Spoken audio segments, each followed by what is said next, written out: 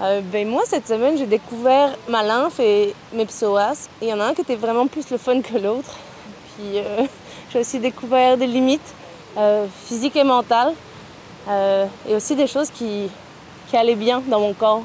Et c'est ça que je retiens de cette semaine. Moi, dans mon cas, je suis yogami depuis un moment, donc j'ai déjà plusieurs routines d'implanter dans mon quotidien. Je veux juste continuer. Par exemple, je me suis fait un petit parcours de sensations pour les pieds dans mon jardin.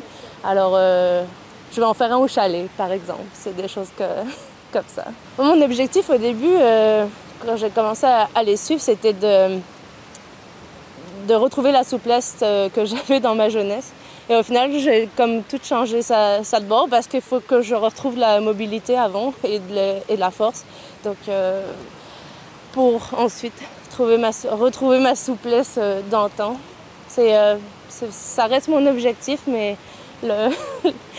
j'ai trouvé les pas pour y aller.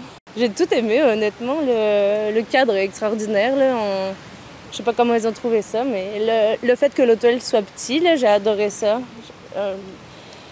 Je trouve qu'on est privilégié d'être là. Puis c'est ça que j'ai ressenti.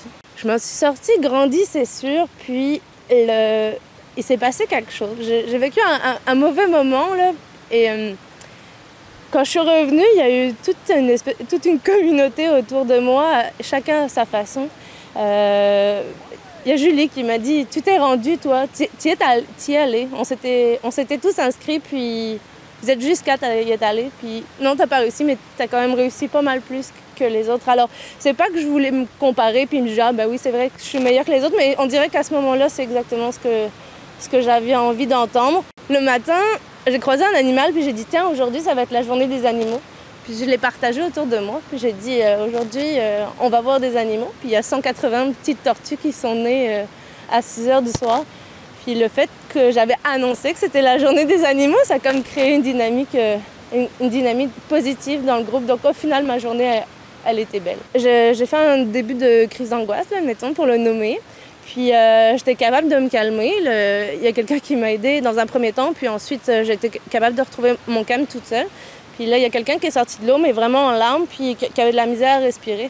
Là, je savais exactement ce qui lui arrivait, mais je voyais bien qu'elle n'était pas capable de le gérer. Donc, je suis juste allée vers elle, je l'ai tout enlevé son attirail de plongée, qui est quand même assez conséquent. J'ai dégrafé son